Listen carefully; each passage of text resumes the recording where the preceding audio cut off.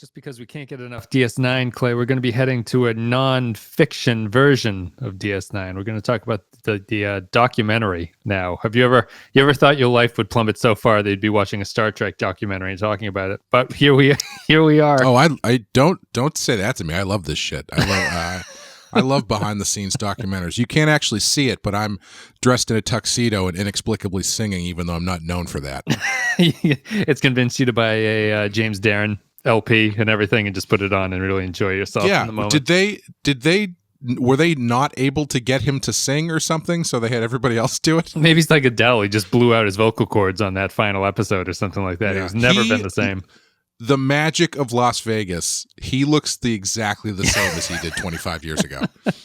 He also, they talk about it in the documentary, he basically is Vic Fontaine. Like, there's nothing except you put James Darren in front of a camera and tell him what to say, and he sounds exactly the same as Vic Fontaine. Mm-hmm. Yeah, everybody else looks kind of like they got left in the dryer a little bit too long, which is what happens to you when you age. Yeah. But he looks more or less exactly the same, except Sirach Lofton.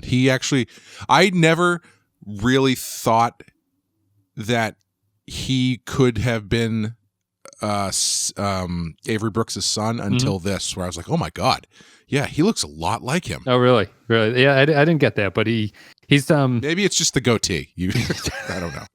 He doesn't have a shaved head. Is he wearing hats in this? I don't remember what his hair looks like. He might not have a shaved head either. I'm not really sure. I don't know. Anyway, we're going to talk about what we left behind, but first we're going to play some music. Accessing library computer data.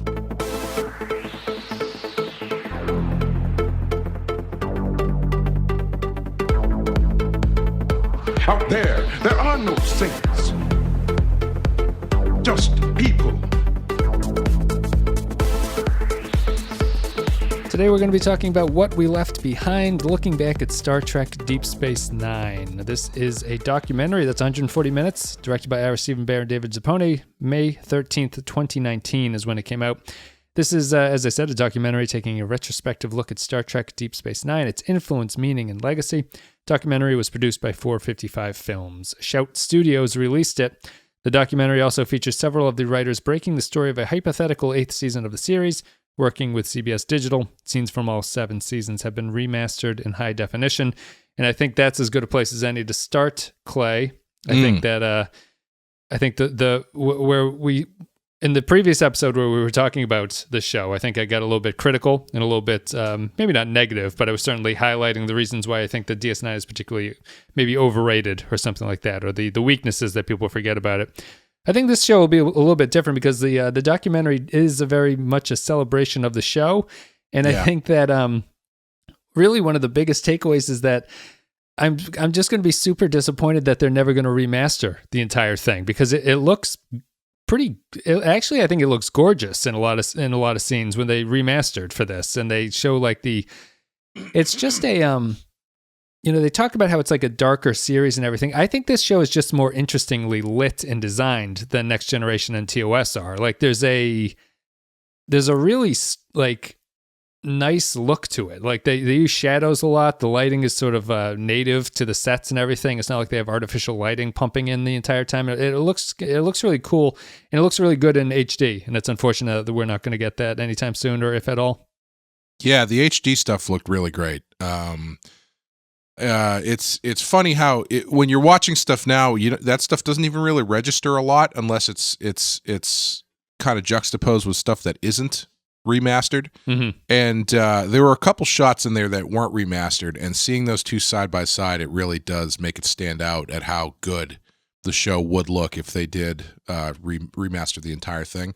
And I think it looks like they shot it in widescreen intentionally too, because it doesn't have the remastered stuff is in 16:9, and you don't have the TNG problem where they knew they were shooting a 4:3 image, so you could actually like see the grips and stuff on the edge of the frame because they know that they're out of the way of the camera, but they just have to be close enough. DS9 looks like it was almost intentionally shot not that way. It looks like it was shot in native like 16:9 aspect ratio. Yeah, I'd be curious to see what kind of work went into remastering it. So if there's a documentary about the making of the documentary, sign me up. But as far as the design goes, I think the HD really helps to bring some of that stuff to the forefront. Because I think I was saying in the last episode how I don't really think as nicely designed as it is, I don't really think of anything in particular as like the standout design element. Yeah. Like I don't have a hard picture in my mind of the promenade the way that I do of the Bridge of the Enterprise and stuff. And even watching this again, or watching this documentary and that stuff, I was thinking about it, and it's very interesting how like there's not really, I don't know, the designs for the show are very good, but they're not iconic. Mm-hmm. You know, like I don't think the Bajoran uniform is particularly iconic. Like, it's not something that I would really like to wear or draw. You know, Right? Yeah. The way you do the Starfleet uniform, and all the new stuff they added to it, while good, it doesn't have the iconography that other series do. And I mean, maybe that's just a matter of them. All the other stuff. You know, Starfleet is Starfleet, so any version of Starfleet is going to retain some of that stuff. Yeah. And that is so iconic that it's tough to top it. But all of the design of Deep Space Nine definitely is of the same piece. Let's put it that way. It's all really good, and it all feels like Deep Space Nine, and it doesn't feel like other shows. Yeah, it's I think it's just the lighting on the station and everything. Really, like the lighting is really what kind of picks up when you remaster things like this. Yeah. Like you kind of see what the intention of things were, and it doesn't just look like a kind of washed out image that is appearing in front of you. And I think that they just like the sets are darker and more I don't know. There's just more going on in the sets. It looks like the promenade set is kind of interesting. They put like lighting around the edges of the sort of overpass and everything like that. And the shops all feel realistic when they show you a remastered thing of Quark's bar. It simultaneously looks empty but full at the same time. Like you don't really notice the bottles in the standard definition and things like that. So it's just nice to, and I'm sure it's one of those things where if you started watching a remastered version of this, you would forget what the standard definition looked like, and you would stop thinking that it looked so impressive. But when you when you cut back and forth between the two, it's like night and day about what looks good and what doesn't look good. As someone who makes the images for the website, when you go get a standard definition screen grab, it looks like just like an erased out smudgy mess of something. Oh yeah, yeah. That's why whenever I do the images for Badass, I specifically image capture them off of the HD versions that we have, because when you look at those next to the standard definition, it just looks like dog shit. Yeah, it does. It's funny how you. I'll tell you, remastering really goes a long way for even it makes good stuff look great or even better, and it looks terrible stuff look great too. Because over the break, I was hanging out with some people and we had thrown on the Masters of the Universe movie, which is a terrible movie, but it looked fantastic. It looked so good, thanks to the remaster. And then after that, we were watching Over the Top, which is also, I mean, it's not like a visually outstanding movie. It looked great. Yeah. No, even if it's something you don't particularly like, you get interested in how the thing eventually looks at some point. You can be like distracted by how good it looks or something, I suppose. So we can talk about What We Left Behind. It's an interesting little documentary. I think that my general takeaway from this is like, it's very much a celebration of the show. This is not a critical, incisive look at Deep Space Nine or anything like that. It's produced by the people who made it. It is a celebration of the show. Ira Stephen Bear in the documentary says he did it for the actors to get their due. I think it covers a lot, and it's a 2-hour movie that I feel flies by. I don't feel it drags at all, and I feel like they fit a lot of information. And maybe my biggest problem with it is it feels like there could have been more. I know it had to be crowdfunded to get it done, but it feels like they barely touched the surface with a lot of things, even though it has the breadth of the ocean, but the depth of a puddle, I guess, would be my main criticism of it. But I really like it other than that. Yeah, I thought it was great. As I said at the top, I love these kinds of, look backs and documentaries and stuff about shows and whatnot. And I thought what I really liked about this is that it was being directed and shepherded by the showrunner for the show. Yeah. So the conversations you were getting out of the interviews felt a little bit more honest, and they weren't afraid of kind of jabbing at each other a little bit, or like questioning stuff or bringing up difficult stuff, the way you might get if it's an outsider trying to ask you questions about this stuff. I could watch 2 hours of Ira Stephen Bear asking the former president of Paramount TV really tough questions, like why did it take? What was the hesitancy of letting Cisco have a bald head, and the guy being like, well, black people, we couldn't. Oh boy, he's got a sweater tied around his shoulders. Yeah, and then asking him about Terry Farrell, and he's like, well, you know, the money, and you see Ted Danson, and that was really interesting to me, and seeing them in the group shots was nice, because again, they were talking fairly candidly about stuff. I loved the writer's room stuff. I thought that was great. And honestly, that episode they broke, fantastic. I would love to see that episode. Interesting. A lot of people say they don't like it. I don't know what I think about it. I guess we can start there, because it's kind of the spine of the movie, really. Like everything, it flows through everything, and it's the arc that carries the entire movie. So they brought back 5 of the writers, and they wrote this season 8 premiere that is supposed to be shot now, so you could use the same actors, so it would be 20 years after the show ended, basically. And it's a good look at how, I guess, Ron Moore was being interviewed, and he said it's fairly close to how they actually wrote the show. It's the same idea of like the process behind everything is pretty similar to what they actually ended up with. And yeah, I think that episode, I think the episode they came up with works as like a mystery setup for a modern TV show. It didn't feel particularly like a DS9 episode. It felt like they've all been sort of changed by the past 20 years of writing for television, and that they have more of a modern take on it. Like they kill Nog right at the beginning, of it. Great choice. Yeah. And other than that, I think it's good. My favorite part of the thing that I was really interested in was that the Bajorans have converted the Jem'Hadar, which makes a lot of sense to me. I thought that was really cool. I would like to see that. Yeah, I thought that was great. I was a little bit on the fence about Vedic Kira, but seeing where they went with that in terms of her bringing in the Jem'Hadar, I really liked it, because it presents her as this. She's put aside her warring ways to become a religious figure, but it's like, no, she's also still fairly embroiled in that, and is now amassing an army that will quote unquote protect Bajor. Yeah. The one choice that I didn't like was Bashir being part of Section 31. I don't like that. That doesn't track with me. I'd agree with that. I thought it was a little bit clumsy how they brought everybody back. Like everyone just comes back for a surprise birthday party, sort of, which felt a little bit strange and a little bit like clunky as the way to go.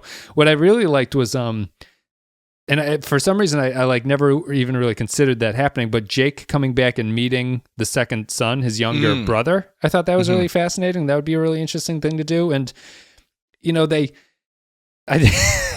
I laugh at the gratuitous Jake takes a shower scene, which is fun. He's in the shower, and then the best part was the animation, because it's like he's in the shower, and then all of a sudden the white light shows up, and he like gets transported, but he's still nude. Yeah.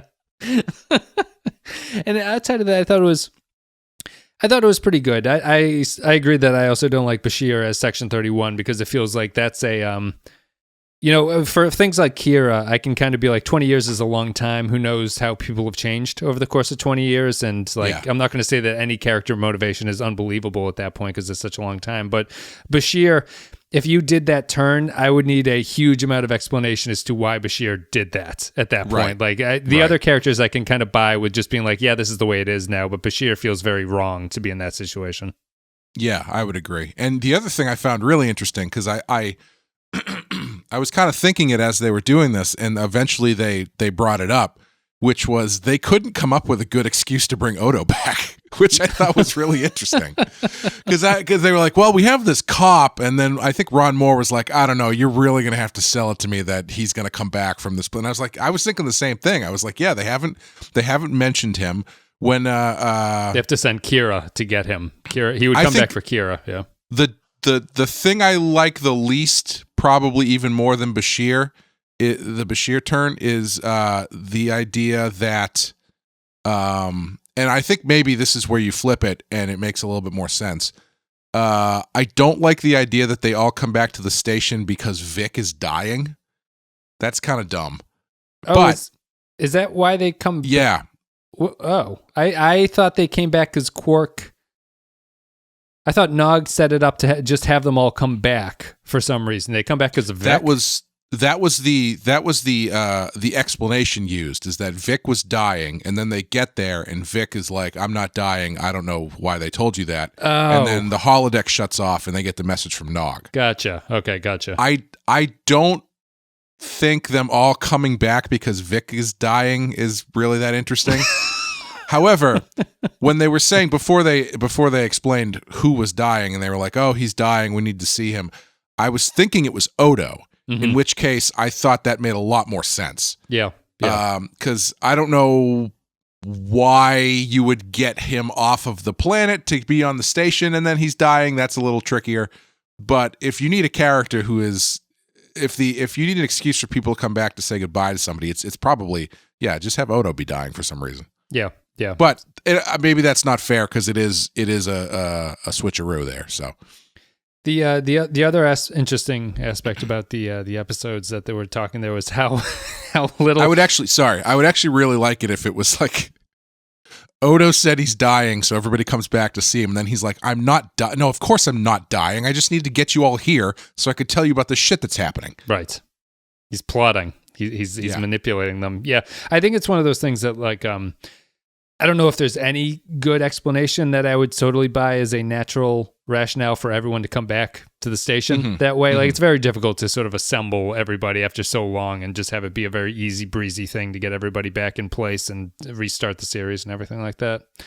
The other thing that's funny is always when fans get upset about continuity and stuff like that. I always think it's funny when the writers are just like, what the fuck happened? Like, what? Oh yeah, what that did was this really funny. I thought Esri died in a plane crash or something. Yeah. It's like, what is going on? Yeah. That was hilarious that he couldn't. I can't remember who it was. Was it Renee Echevarria?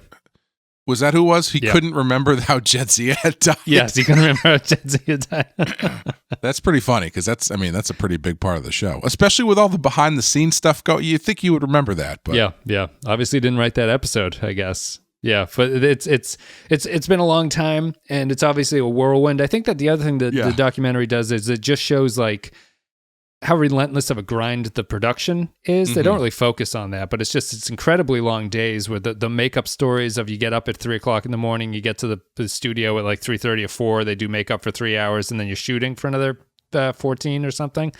Just really long days. But I don't know how you do that for 7 seasons. I know, for 7 years. It's like, that's, I guess the pay is obviously worth it and everything like that, but it's a lot of work to have to do that. 26 episodes a season. Let's say it takes 2 weeks to shoot an episode. You're basically working almost the entire year at that pace. Yeah. Although I was thinking when they say that DS9, I think actually, I don't have any data to sort of back this up, but I feel like there were a lot more episodes of DS9 where characters weren't in it at all. And like the actors sort of would get that time off. I feel like all the characters were in TNG pretty consistently all the time. But I don't know if that's the case for DS9, but I don't have any information to back that up. What'd you think of the structure of this one? I guess there's some things to get out of the way. Like, it opens with there's a lot of singing.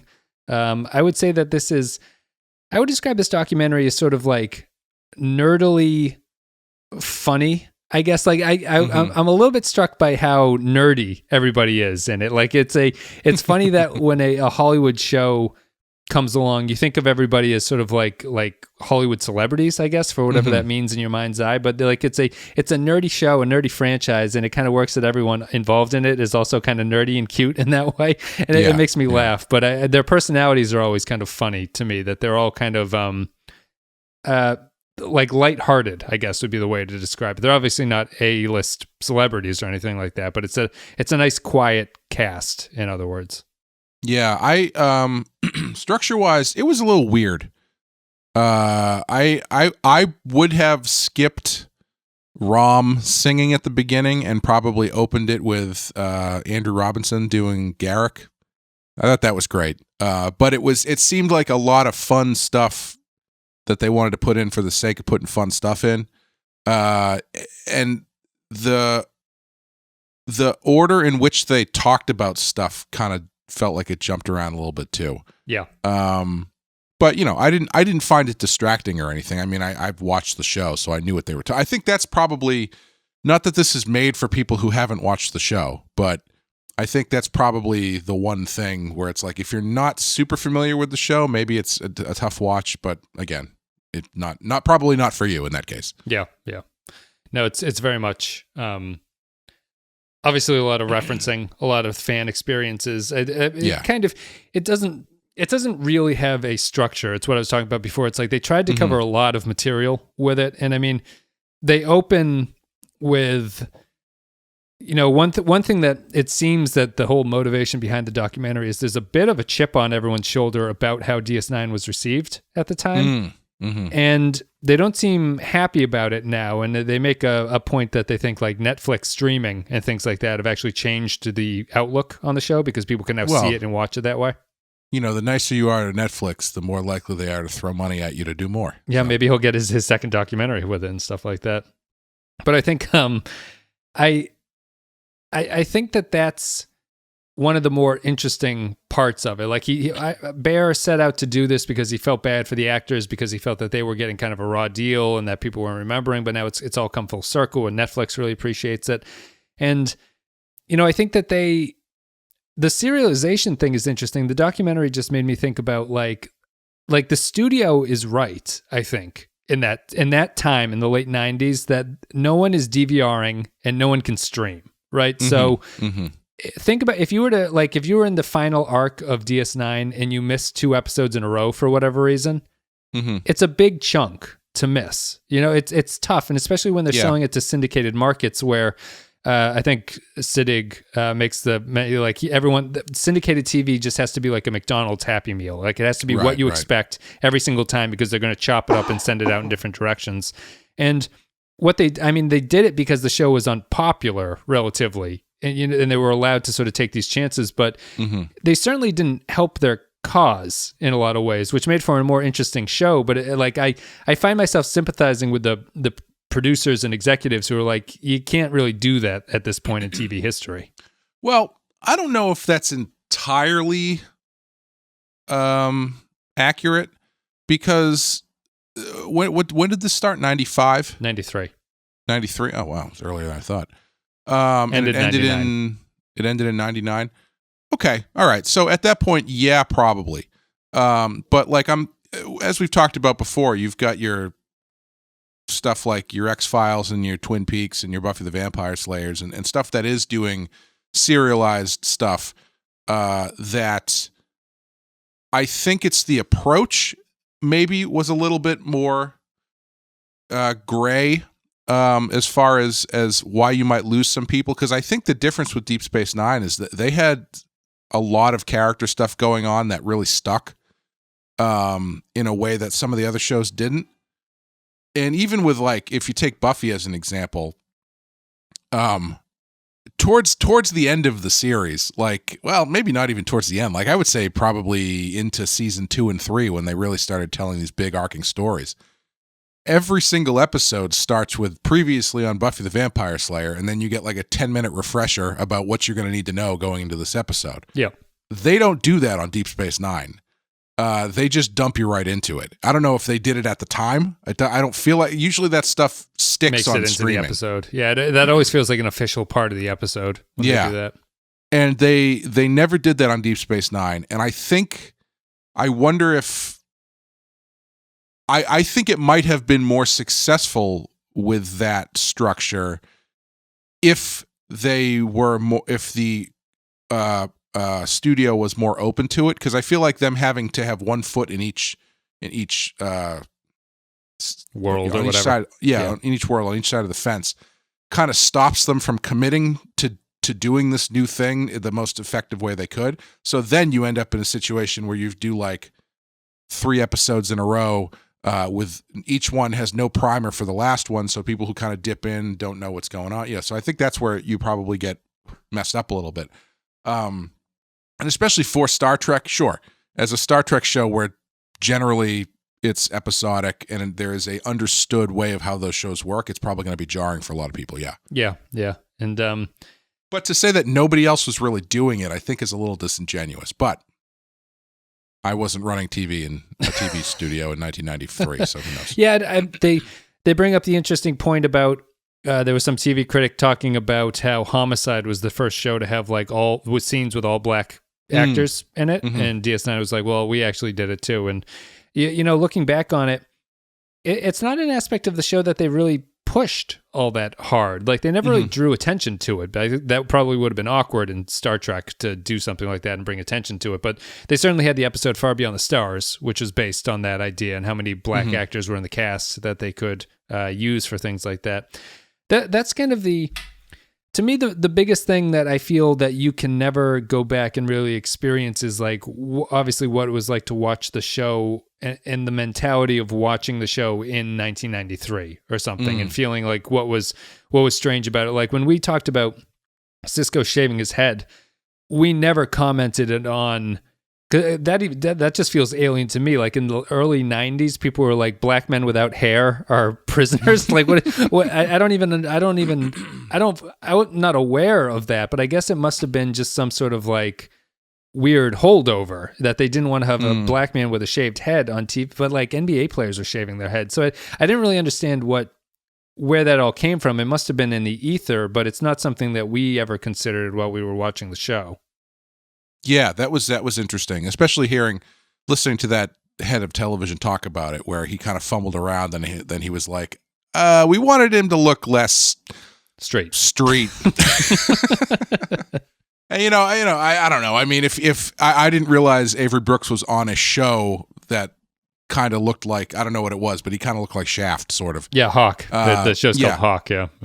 And I could see maybe if you've got that character that actor who looks like that coming off of that show, you might want to change him to look more in line, whatever that means, with what the Star Trek aesthetic is versus a street show. Which I think Brooks actually does. Like Sisko, when you hear Brooks was not interviewed for this, but they have old archival footage of him being interviewed.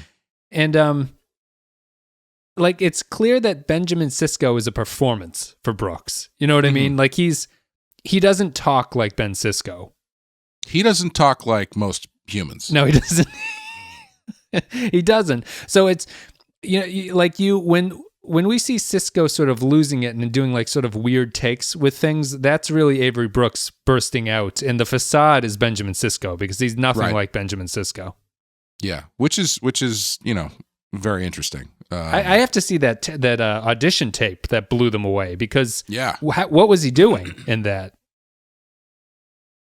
But like was it tap dance? I don't know. Well, if they were doing the like if he was playing Sisko like he plays it in the pilot, you wouldn't see a performance like that and go, "Oh man, this guy's like killing it" or something like that. Like, I think the main thing that they were saying was they were expecting him to be younger and a little bit less mature. They were thinking of a commander who's younger, a little less mature, a little less prepared for this situation. But I'd be curious to know how much they rewrote him. Right? Did Jake exist? Casting. Yeah. Did Jake exist in the original version? Or I mean, even that anger he has towards Picard because of the death of his wife. That's pretty heavy, sure of himself stuff that he's doing there. He doesn't. I don't think he comes off really at all in the first episode as really being immature or anything. I feel like they must have tweaked that character a bit before shooting. Yeah. Yeah, it was too bad that they didn't get Brooks, but I think they play enough older stuff of him that you get a sense of what he was like. Obviously difficult to work with. Obviously, that was my favorite bit was when they were talking to the DP or whatever, that woman. Yeah, the DP or the assistant director. She was like, so are you going to tell me what you want here? Or do you like, what do you want me to do? And then he like finally pulls her aside and tells her exactly what he wants. And she's like, okay, that's perfect. Thank you. He's like, slalom. Yeah. Well, see, what's interesting there is the stuff that he's saying to the actors, his like short, quote unquote jazz, their words, not mine. Yeah. Is they get it. Like he's talking to another actor so he can use a little bit more abstract language to kind of convey what he wants. Yeah. But if you were to say that to a director of photography, they would probably just stare at you blankly and be like, okay, that's fine. But where do you want the lights? Yeah. And the end of her story is basically her saying, what the fuck, buddy? Like, tell me what you want to do. And then he gives her a shot description of all the things he wants her to do, which is nice. But he's clearly difficult to work with in a lot of ways. I wonder what he's like ordering food from a drive-thru. He uses obviously the McDonald's numbering system, but it does it in some sort of binary fashion or something. It does make a lot of sense. It's too bad that he wasn't super involved, but there's so much of the cast that you almost don't even miss him, really. Like, there's just so many characters and so many actors who were involved in things, and particularly you get Aaron Eisenberg and Renee Auberjonois before they pass away, who were both in this fairly prominently, and they also have a sequence where they're just talking to the guest actors with Combs and Alemo. Alemo might be my favorite character in the documentary. Oh man, he's unbelievable. Like. They pull that. First of all, they have that wide shot of him, and he's wearing these huge, like, Air Jordans during the interview. First of all, I didn't realize the Cardassians were so horny. Yeah. Because they talked to Andrew Robinson, and they're like, "So, what do you did Garrick actually trust Bashir?" And he's like, "Well, at first, he just wanted to have sex with him." I was like, "What?" I mean, in retrospect, knowing that, okay, yeah, I can see that absolutely. And then we're talking to Alemo, and Alemo's like, "Yes, I've always figured Ducat wanted to sleep with Kira because honestly, at the time, I also wanted to sleep with Kira." What do you I was watching this with Amy, and going back to your point about people who are unfamiliar with Star Trek watching this, she was sort of dumbfounded by. I think she thought it was incredibly stupid or incredibly weird in a lot of ways, and. If you're removed from the subject matter, I think that it comes across that way. But like she had questions about Alemo, where is what happens in the documentary a joke that they're playing up? Or is there some weird thing where he desperately wanted to basically make out with Nana Visitor on screen and they're kind of making fun of it? You know what I mean? Like there was this strange tension too. I don't know if Mark Alemo is doing this for his artistic vision about what he wants to do, or whether or not he actually wants to just have to be in a relationship with her and make her do things, because they have that joke where Nana Visitor mentions his name instead of Ducat's name, and they make her redo it. And I don't know, I got a subtly unsettling feeling from all that stuff, even though they kind of played it up as a joke. Yeah, it's felt kind of to me like there was an in-joke that Mark Alemo wanted to sleep with Nana Visitor. Yeah. Or at least clearly was not so much hiding his affection towards her. Let's put it that way. Yeah. And he seems like a really interesting guy. He's also the Dave Mustaine of Some Kind of Monster, where he's like, "Why does no one like me?" Yeah, that was pretty funny. Yeah, best part of that movie. But yeah, he's an interesting character. I didn't really know that's the most interesting thing I think about seeing these documentaries when they talk to these actors who play these characters you're so familiar with, is where on the scale of that character they fall. And Ducat is a fairly straightforward character. He's got a little bit of he's obviously sinister, but he's fairly reserved, but he can go big when he wants to. And then Mark Alemo is just like this wild guy. Yeah. And it's interesting kind of seeing him bouncing around on the couch, like shifting positions, like talking about X, Y, and Z. And he's like, "I thought you all hated," kind of getting big with his talking about his experiences and stuff. Yeah. I think that his I think his performance as Ducat is good. We didn't really talk about Ducat all that much in the sort of the wrap-up thing, but I think the documentary highlights, like, it's a pretty good performance from him. And, when he does Far Beyond the Stars and he's the corrupt cop and everything, it's a very good break. But Bear makes the point about, writers show actors that they like them by bringing them back repeatedly and giving them more to do and things like that. And they obviously like Ducat enough, and then they kind of let him down at the very end of the series. But yeah, it's like I think that all the actors are fairly interesting in a lot of ways. Like, I think that Colin Meaney thinks that Star Trek is ridiculous. Yes, that was pretty funny. I think he looked at it as kind of like a paycheck and was probably just potentially happy that it all worked out, but he hates the makeup process. He doesn't seem like he likes acting all that much in general, but he's well, he was the one who he was the only one in the cast who didn't give a shit when Worf showed up, because he was like, I actually didn't even think about it. I mean, I like Michael Dorn. He's a friend of mine. I knew him from TNG, and I thought it was going to be fun. He's like, please. And everyone else is like, everyone else is like, oh my God, this is going to destroy us. They're folding us into TNG, and we're not going to be able to stand on our own. Kira's worried about she's going to end up being like running to get coffee because Worf is going to be the new number 2, and Cole Meany's like, yeah, I don't know. I mean, I like Mike. The thing that they open up this documentary with is the fan feedback, and they write letters, they read letters continuously throughout the documentary. Some of them are letters that came in later seasons because they're talking about things that happened in the last season in some of the letters, which is interesting, and shows you how little things change over the course. Like, there's always going to be people complaining about the new series and stuff like that. I guess it's a little bit different back then because you actually had to take the time to write the letter. So you're pretty dedicated at that point. You can't just send a tweet or something at somebody complaining about it. Yeah, I think that's really is this... I guess the documentary is made right around the turning point of Star Trek DS9 turning the corner in its popularity, really, because it feels like they've been living with this for 20 years. But at this point, it doesn't feel right to say that DS9 is an underappreciated show. You know what I mean? Right. Yeah. They've been producing this for a couple years, so it is kind of like the turning point. Netflix came around a little bit earlier, but it certainly feels like in the past 5 years it's had a resurgence or something. Star Trek in general has. Yeah, some of those interviews I think were from as far back as like 2015. I think that's when the writers' room was done. Oh, that's when they did it. Okay, yeah, and I think one of the cast get-togethers was from back then too. So, yeah, I it's funny because I don't know when I would say this resurgence happened, and I don't know if I would call it as big a resurgence as some other things, because I've always known Deep Space Nine as the dark horse, like the for lack of a better term, the thinking man's Star Trek, where it's like, oh, everybody loves TOS, everybody loves TNG, but if you really want to get into the weeds, if you really want the good shit, that you got to watch Deep Space Nine. Like, that's how I've always known it. Yeah. When people talk about it.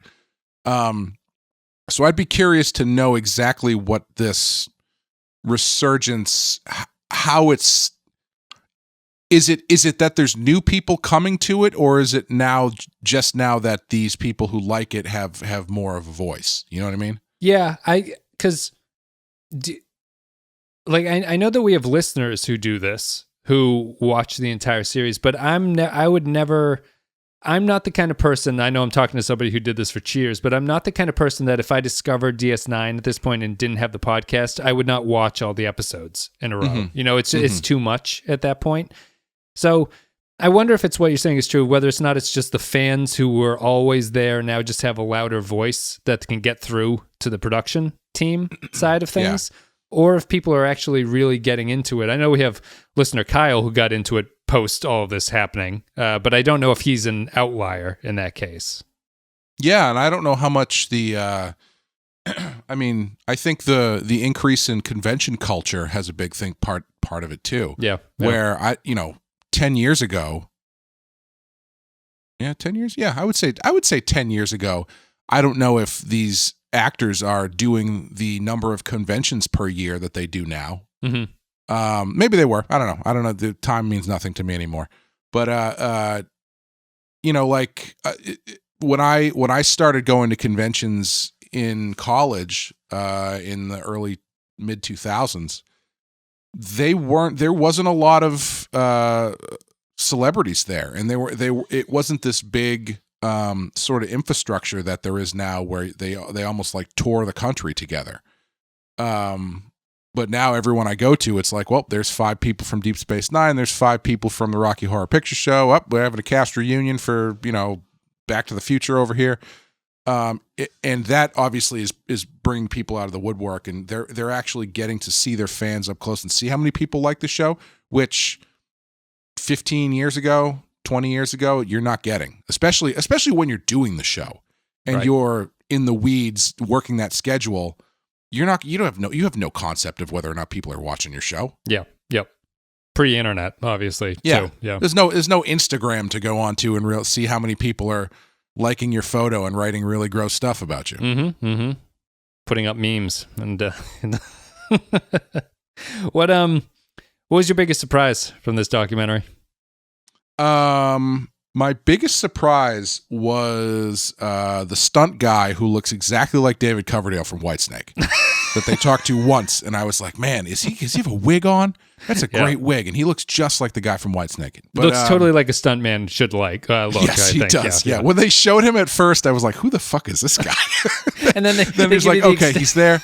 And then, then a little bit later, they tell you he's a stunt guy. I'm like, that makes sense. Well, they show the shot of him as a Bajoran security guard who gets knocked off the promenade, and that's his like introduction. It's like, oh, there he is. He's that guy, yeah. My biggest surprise, I think, was listening to them talk about, 2 things. One, that 20 years of hindsight hasn't really allowed them to speak, I assume, candidly about whether or not Esri was a good character, because they all seem to think that she was. And I don't think that she's not, but I think from watching that last season, it seemed like they didn't know what to do with her. And the way they talked about her in this, it was like, oh, she was great. She was so fun to write and blah, blah, blah. Those episodes, she does not seem like she's fun to write. Yes. And I wonder if it's them not remembering or if they're just being, because I do think this is a little bit of a puff piece of a documentary. Oh, 100%. Yes. Like, a little bit is understating. Like, I think that I even, you mentioned Ira Bear going at that TV executive. There's one scene in this that I really absolutely kind of despise, which is the one where he's talking to his editor and they're saying, you didn't do gender sexual politics the right way. Mm-hmm. The problem with that is that it's clearly a scripted scene that they're acting out. It's not, he's not being interviewed and giving an answer about it. He's doing this sort of like dog and pony show about how they didn't really do all that well. And it feels like they just tacked it on so that all of the previous stuff, which is them talking about what they did well, it doesn't come across as like, oh, aren't we so wonderful? Oh, let's put in one thing that we didn't really do all that bad. But I didn't like the fact that it was scripted, that it was so like obviously constructed that they were going to talk about something like that. It just felt artificial and kind of like a fake pat me on the back thing for the show. And I didn't really appreciate it. I feel the show or the documentary does that occasionally too much in this. And I know it's a puff piece and it's kind of a celebration and everything. But at the same time, it kind of makes me roll my eyes every time that they get into things like that about how important the show is and all that stuff. And, it's inevitable when you talk to fans and things like that. But it just feels like sappy or something, like not realistic, I guess. Yeah. I think that probably would have played better if it had just been Ira Bear in interview format instead of that like weird fourth wall breaking thing where they are clearly, I mean, I assume he wrote it. Yes. But still, why not just say it in an interview format? So it feels from the less, heart. Yeah. Yeah.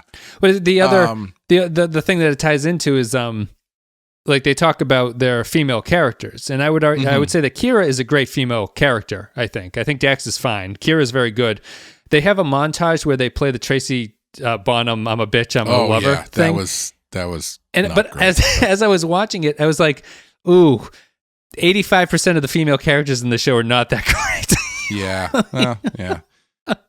It's not. Yeah, like when they're talking about well-rounded female characters and then they cut to Keiko O'Brien. It's Right. like, I don't know. It's hard to say. And, I this is outside of this, but I always wonder about the fact, like, apparently all it takes to have people consider you to be a great female character is that you have a woman who acts like a man, And Right. I wonder if you could ever have, like, people will never say that someone, I'm just picking out, like, the Mad Men wife. Like, the role is to be a woman of the era, and it's a good performance because that's what she's doing in that. But it's not like, I just feel that there's this weird praise that goes to female characters that are basically just men in everything but actor choice for how they're played.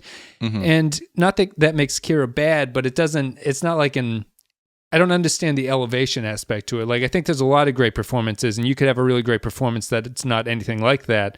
But that montage of the female characters is just like, yeah, you had women in your show, but a lot of them aren't great. Not that all the men are great either, but it's funny when you see a montage format with Keiko O'Brien so prominently portrayed as like a main character in it. Well, what I would say is, while the majority of their female characters maybe aren't great characters, in the way that Kira is, they have a lot of different types of women on the show. They do, yeah. And I think they all, each one of those characters it serves a different purpose. And I don't really think that they have, like, women on TOS are fairly pigeonholed for the most part. Yes. It's women who aren't Uhura are fairly, even Uhura even is still, fairly she's just pigeonholed. legs. They're just legs in a miniskirt. Yeah. Yeah. And so they're fairly pigeonholed. Even on TNG, it's a little better, but, it's not great. Shakes. Yep. Yeah, like you've Troy got and Crusher are the weakest, are some of the weaker characters. Yeah. But on Deep Space Nine, you've got all different types of characters for women to play. Some more masculine than others, some more feminine than the others. You know what? I think. Oh, sorry. Well, what I think it might be is that it's not necessarily that you have to act like men, but I think what they did really well in the pilot is that the women have a kind of equal standing with the men. Yes. Like there's when you see Dax and Kira in the opening pilot episode, it's not the Deanna Troi just there to give like emotional supports and the doctor to like kiss your boo-boo and make you better. Exactly. Yes. They're actually like real characters who exist there, and Dax is a fairly feminine character, at least she develops that way. Yeah. And I think it's just how you portray that characterization, and it's not about being this like force of personality. It's just having an equal standing with the men while still being feminine is also a good character to have. Yeah, when Nana Visitor mentioned that she thought Kira read like a man, I was actually surprised at that. And I think what you're saying is probably what she meant, because I never thought of Kira as like, this hyper masculine female character. I mean, I think she's just as assertive and equal and is in equal standing with everybody else. I don't consider her like, ooh, if this was a guy, it would, you know what I mean? It's slamming brewskis in the bar and then kicking some ass or something. Yeah, I mean, she's a very feminine character. It's not her defining trait, which it is in the Mirror universe. That's her thing. Yeah, that's true. In the Mirror universe, it very much is her defining trait. But it's one of those. It is this weird shorthand for that. I think is really hacky at this point, of a strong female character, which is a phrase that I think a lot of people misunderstand. Tends to mean like she's got guns and fights people. Everybody learned the wrong lessons from Ripley and Sarah Connor, and took the tough badass elements and just imprint that onto their female character, which makes them now they are a strong female character. I was watching one thing where they were referring to this as the Trinity effect, in reference to Trinity from the Matrix, where it's like she's not really a great character, but she's presented in this sort of masculine, hyper badass way. But her role in the story is ultimately to be saved by the good guy. Mm-hmm. And so you're not really creating this compelling character when they're just a one note. The only characteristic they have is they wear sunglasses, Yeah. and they are still there to be inevitably be saved by the male character. With Ripley and Sarah Connor, as masculine as they can be, their story is expressly feminine because both of their drives are completely mother based. Yep. They are doing very like Aliens is a story about two mothers fighting each other. Yep. So I think people, when you get these kind of things, people end up taking the wrong elements away from it and then imprinting it on things moving forward. Like, oh, I know how to do this. I'll make her right like Ripley. I'll make her a badass. It's like, well, that's not it. That's not the whole thing. Yeah. Yeah. And I think the female characters on this show largely skip past that. I think so too. Yeah. It's the celebration of the characters is a little bit distinct from, I guess, the quality of the characters, because they do have such a large cast. And I think that one of the things the documentary does for you is that it does highlight, they have that montage where they name all the guest characters like we did in the podcast, where they just list all the actors and everything who are involved with the show. And I think that's really the main takeaway for me, at least from the production side, is just like this army of characters that they ended up making. And I like when the writers are talking about how impressed they are with what they did with Damar, for example, in this, and just saying like, oh, he came from nothing. Like he had 2 lines in his first episode and he actually came into like a pretty integral part of the whole final arc and everything like that. Yeah. And but they also, I think there's clever not mentioning of some people as well, because they don't mention Vedic or Kai Wynn at all in this. Yeah, they really don't. Yeah. And I'm kind of surprised by that, because, when we were talking about that sequence of great characters for women, I think Kai Wynn is a fantastic character. I don't think that she was ultimately used particularly well, and maybe you could go either way on the performance, but I think having that type of character and having the role that she played in all of the proceedings of the show, I think that's a great character. Yeah. Yeah. The other thing that I was surprised by was when they were talking about wanting to differentiate themselves from the other Star Trek shows and create their own villain, but they wanted to hedge their bets and create 3, ultimately becoming what became the Dominion. And I found that really interesting because looking at those 3 creations, the Jem'Hadar, the Vorta, and the Changelings, or the Founders, I don't think any one of those could stand on its own and be the defining villain for Deep Space Nine. Yeah, like they can't be the Klingons of TOS. They're just yeah. Like if it was just the Jem'Hadar, that gets boring super fast. Yep. If it's just the Vorta, that gets boring. The Vorta, you have a little bit more leeway to go there, but still, you're like, well, what do they do? What's their thing? Right. Scenes with them are a lot of fun, but ultimately, why are they the villain? Yes.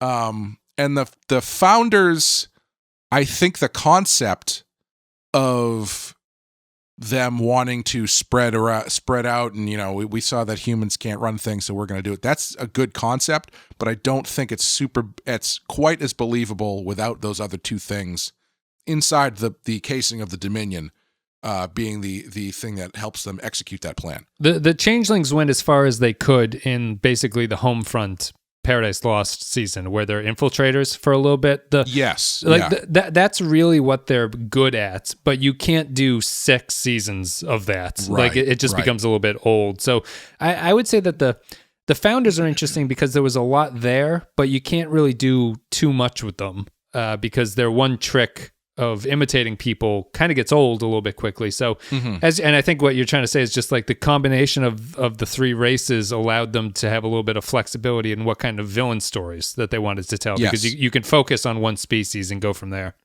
Yeah. And it gave them a high concept story that is different from most other stories that have been told in Star Trek. And they're a very different villain in that way. Well, arguably they're not. Arguably they're kind of like the Borg, but they can talk. If you really wanted to get down to the essence of stuff, where they're just trying to assimilate other places, except they do it politically instead of just killing everybody. Yeah, they have I guess I would push back and just say that they have inner conflict that the Borg lack. Like they totally. They do have tension within themselves. Yeah, I'm just talking like if you really, ultimate goals are the same. Yeah, if you really pull back and look at what both of these villains are doing, it's essentially the same thing. Yep. But what makes the Dominion more interesting is that there's politics involved. There's 3 different races that are involved instead of just this one, forward driving momentum thing that can't be stopped. So it allows for something a lot more interesting, making them be the same race as Odo is a really good decision. Yeah. The one thing I'm surprised that they didn't do, because I would have pushed really hard for this. I know they did it briefly. They replaced Bashir with a changeling briefly, right?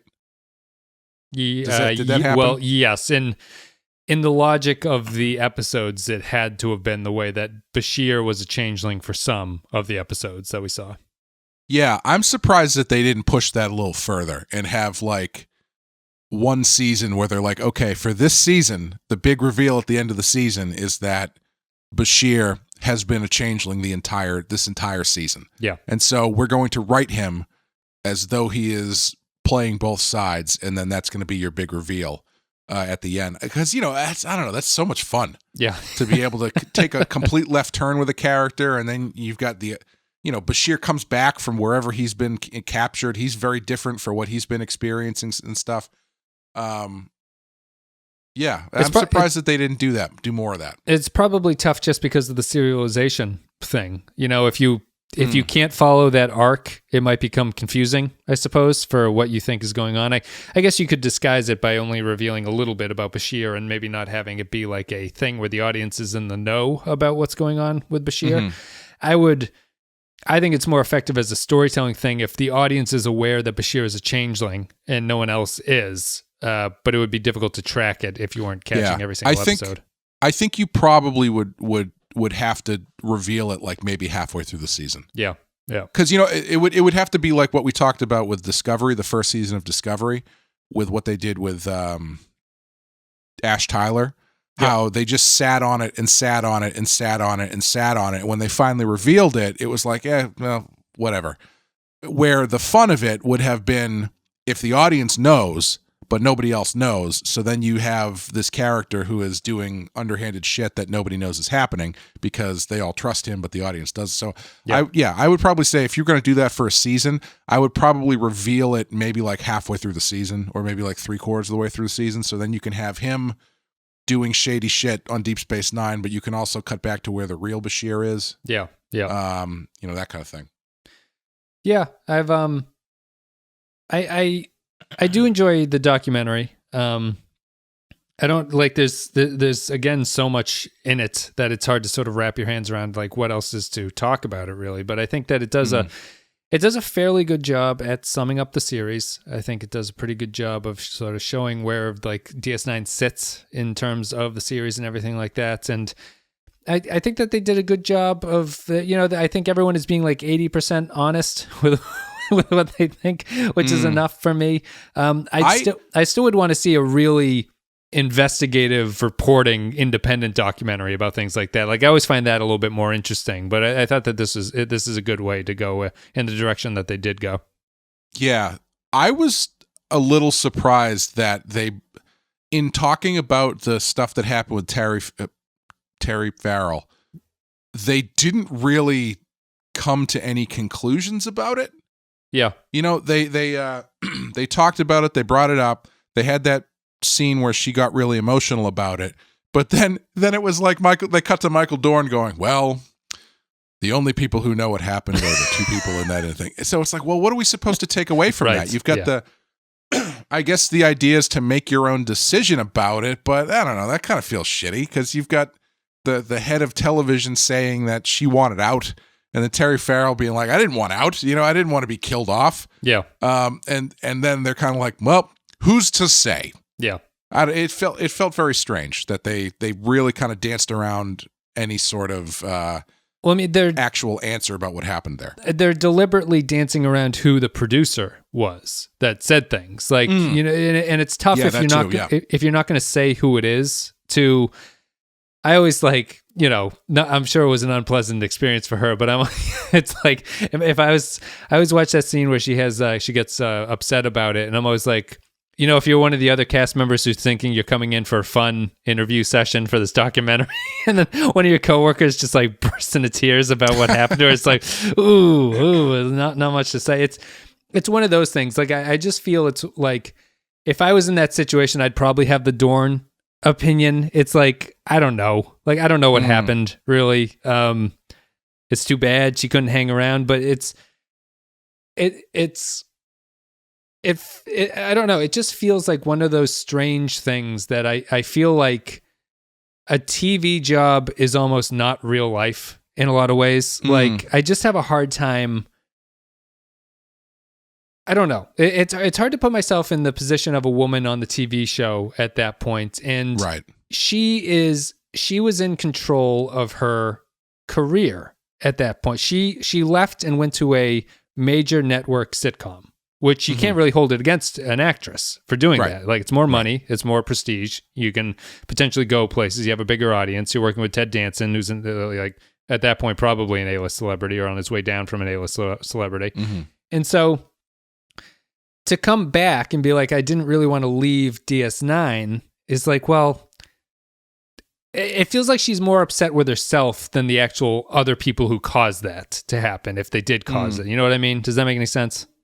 Yeah. I mean, I think it comes down to how much pressure she got about it, because it sounded like the offer that she got was not very good. Like, I believe she said they were given... Multiple people got that offer, though, is what she says in this. Yeah, but I mean, that doesn't mean it's good. No, it doesn't. But it means that the other people took it. But what I'm saying is she is making that choice to not accept it at that point. Like, you have to take a little bit of your own personal responsibility for that stuff. But she's also talking about how, as someone who was in a fairly prominent role on the show and has been treated as such up to that point, she is not really being considered as far as what the next step is going to be. She's being given this ultimatum. It sounded like she was trying to work with them, but they were not giving her anything. What it sounds like. Yeah, and she seemed fairly put out by the way that she was treated in those negotiations. Yes, and I would have to think that the way that they treated her was unfair, but it's like, it'd be one thing if she ended up destitute from that position. I'd be like, oh, what an outrage, but she kind of got a better job, you know what I mean? Like, in terms of being an actress. And I'm sure that she went through some sort of like, horrible 90s TV executive, like, sexist bullshit that she had to deal with. She said that one, I don't know if it was during the negotiations or when it was, but the one producer told her that if it wasn't for Star Trek, she'd be working in Kmart or something. Yeah. And if they said that to me, I'd fucking leave too. Yeah. That's awful. Yeah. Yeah. And she's also in the weakest position because her character is easily replaceable, as they showed. Yeah. Like, it's not that it's going to be good, but you can easily replace the Dax character and have another Dax come in, and it makes sense. Yeah. Yeah, I think that whole situation is really kind of gooey. I'd rather had her than Ezri for the 7th season. Sure. Certainly. Yeah. And I feel bad about that, and I wish that I can understand being frustrated with not being involved to close out the show, and especially the way that they end the final episode's montage with no Jadzia images and things like that. But it's tough. I don't know. I don't know how I feel. I think it's complicated, I guess, would be my takeaway from all that stuff. But I think she made the right decision for herself at that point. Yeah. And it sounds to me like, trying to parse my way through everything that's going on with this situation, sounds to me like contract negotiations came up. She had an offer from another show for more money and probably a little bit more cachet. Yeah. And I assume she probably said, can you guys match this? And they said, no, here's your ultimatum contract, take it or leave it. And she was like, well, can we talk about this? And they were like, no, you'd be working at Kmart. And she's like, all right, fuck you. And she left, which I don't blame her. Yeah. She went with the higher contract. That's how, I mean, and it comes back to the character. If it was Cisco, the show is in a much harder negotiating place. You know, they can't just get rid of Cisco by killing him off. You could kill off any of these characters, but it's very different to kill off Cisco the emissary than it is Dax, the 7th of 7 Daxes so far. Right. Yes. Yeah. Anything else that you want to say about this one? We've talked for an hour, actually. I feel that there's a lot here, but I don't really know where else to go with it. It's an enjoyable little documentary that I don't think, particularly illuminates everything like in crazy lights or anything, but it does a good job of getting to the important beats, and you see everybody and see how everybody's aged and see what their thoughts are about the process and all that stuff. And I don't know. Anything else you have to say? I kind of wish they would do a reunion show. Like the episode that they talked about here? Yeah, kind of. Like if they did like a 6-episode thing, that would be great. Yeah. Yeah. I also in that little aside, that scripted aside where they were talking about gender or whatever, when they talk about when I think Ira Bear says something like, "Yeah, we never really dealt with gender norms," and the other guy goes, "Well, what about Prophet and Lace?" And he's like, "Well, I mean, it's aged well." Yeah, that worked pretty good at the time, and it probably would work even better now. I was like, oh boy, they really did not understand what they were doing in that episode. Yeah, that's the other. There's a bunch of funny lines. I didn't really write them down, but yeah, he praises Prophet and Lace. He's like, that was a good idea. It was just misunderstood at the time. Yeah. And Esri Dax, they talk a lot. They talk very highly about the Worf and Esri relationship. The writers do. They think that, or they at least misremember that as a good time.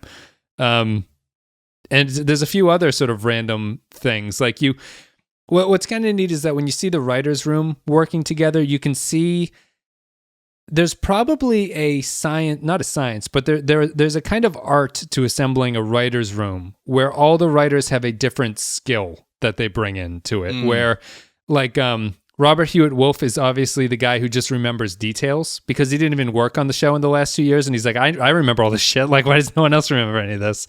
So he's the writer that you'd want in the room just to be like, can we do this idea? And he says, no, we did that in the second season. You go, oh, that's right. And I feel all the characters. If I could make a career off of that would be amazing.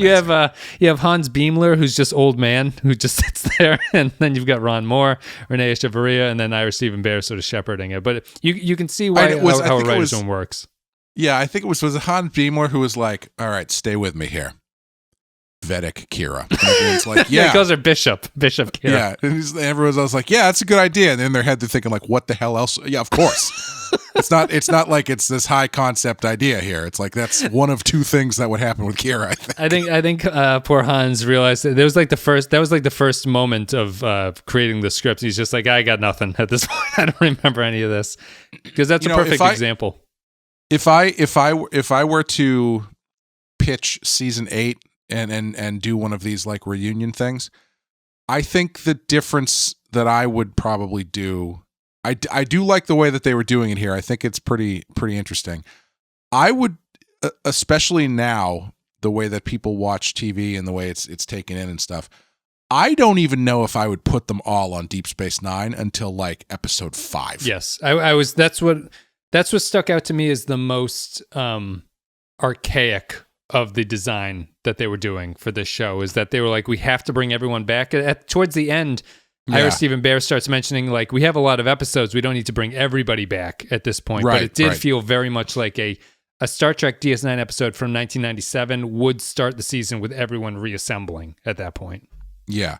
I would be on board with the same way of starting it, where it's like Nog is on his way back to Deep Space Nine, he blows up or something. That's like your catalyst.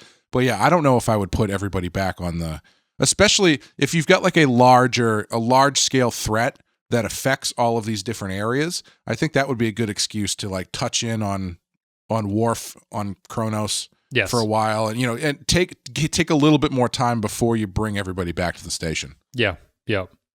Because, I guess that's pretty much what I was thinking too. Just to spend more time on a Easter egg hunt to assemble them, or so. I'm almost thinking that feels like what the new Picard series is going to do with him, but it would be that way.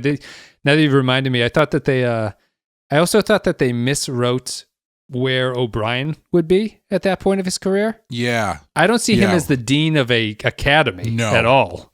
he's been retired for like 25 years. Yeah, I just see him as a tinkering family man who drinks too much.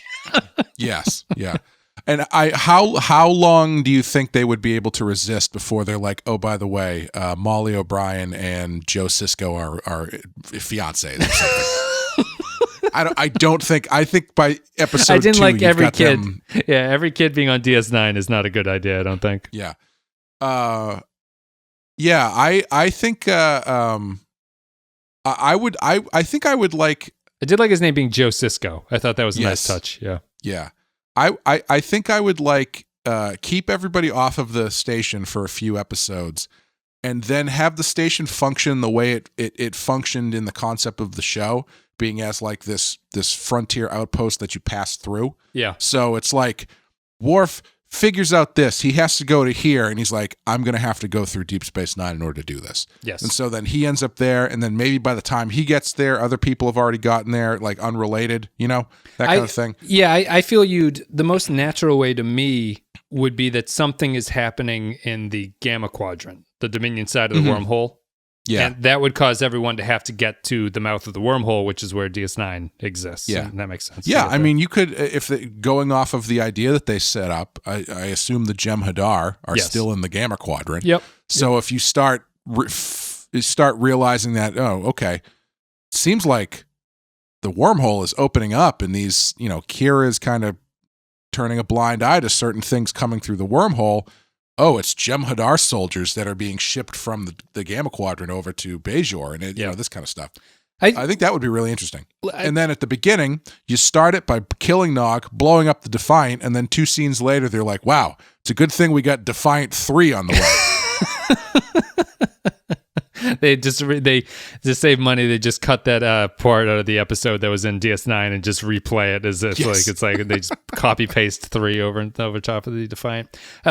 Before we go, the one brilliant idea I think from the episode 8, the season 8 episode that they do is the Jem'Hadar converting to the Bajoran religion. I think is like a brilliant thing that they should have done, because the Jem'Hadar would have probably lost faith in the founders at this point. Like you could even say that if the founders got sick or something, or that it's not there, that they need a new direction because they're a directionless species without some kind of leadership like that. Or I would say they, not even that they have grown disillusioned. I would say that I assume that after the war is over, when Odo goes back and he's like, yeah, I'm going to help everybody out, I think the founders just cut themselves off from the Jem'Hadar. Oh, sure. Like there's no reason why they would interact with the Jem'Hadar anymore. So then, like you said, you've got the Jem'Hadar as this deeply religious people, or if you want to use the word religious, deeply religious or faith-based group of people who no longer have that object of their faith anymore. Yeah, they have no direction to their life if the founders are gone. Yeah, and to bring them back to Bajor, which is like a militarized version of Bajor, which kind of realizes that it has to protect itself at this point, like because of the occupation and things have maybe changed politically. But to them, to recruit basically a crusade army for them is really kind of a neat idea. And that felt to me the most logical conclusion of the DS9 story. Like, and for all the nitpicking about O'Brien's career choices and like kind of weird to have Jake in the shower seeing his father and all that stuff, like the Jem'Hadar Bajoran storyline felt like it would be a natural place to really kick off the next series of that show, and made sense to me. Yeah, and I just remembered probably the most surprising thing that I learned from this was when we were doing the final episode, we were talking about how a lot of people think that it abandoned its core concept because they never brought Bajor into the Federation. Yeah. Ira Stephen Bear specifically says in this that he was really proud that they never did that. Yeah. I think I disagree with him. I can see his arguments. I don't know if I would have done the same thing, I guess. Well, it's interesting that it was clearly a conscious choice. It's not like they forgot to do it or something. They clearly were never going to do it. Yeah, yeah. Yeah, no, that is strange, because you think they'd sneak something in dialogue-wise to explain that choice if they think that it's important, but they didn't. They just decided not to. Yeah. And I mean, maybe that's part of the story here too, is like Kira is building up the Bajoran army with the Jem'Hadar, because she is now in a certain position where instead of the Cardassians pressing down on Deep Space Nine, the Federation is pressing down on or something like that, where it's like, Bajor is now a much more high value target than it was. That could be pretty interesting. All right, let's call it a day there, I think. Thank you very much, guys, for listening. If you enjoyed the Open content. on Deep Space Nine. Pan a up. laser blasts from off screen into the core of Bajor, exploding the planet. Then the rest writes itself. Ben Mendelsohn is the latest commander of the Jem'Hadar. All of the Jem'Hadar ships have miniaturized Death Star technology. Thank you guys for listening. If you enjoyed the show, patreon.com/The Pensky File is the best way to support us. Otherwise, all the social media links are down below. Facebook, Instagram, Twitter, Discord, if you want to join the conversation. We'll be back. I think the next thing we're going to do is a Kelvin movie, Clay, after this. So we'll be starting with Star Trek 2008. Get your Beastie Boys ready. That's right. Cue your iPods. We're about to go deep with Star Trek. And I think that's it. Otherwise, we're just going to be we're going to be slowing down to one podcast a week, probably one movie a week until Picard starts, and then we'll do the Picard one episode a week until the end of that series, I think. Maybe something else will fill the time in between, or if we have some sort of one-off thing that we want to do, that'll make sense. But that's pretty much the schedule going forward for now. I'll probably post an update video or an update podcast too, just so that everyone knows it. I think that's it. Clay, do you have anything you want to say? I don't think so. Rotten Horror Picture Show, which is the horror movie podcast, should be starting fairly soon, maybe like towards the end of the month, I think. Okay. And that'll be me and Amanda, who joined us on the Real Ripe, Real Rotten for Wes Craven. We'll be doing the Rotten Tomatoes 200 highest rated horror movies list, so that should be fun. Yep. You've already got a couple, but get a couple more, and then we'll start releasing them. I think that's it. Thank you, patrons, for supporting the show. Much appreciated. Thank you, listeners, for listening to the show. And that's it for What We Left Behind. We're done with DS9 at this point. It seems like it's over. And I guess that's pretty much it. So thank you very much for listening. We'll see you next time.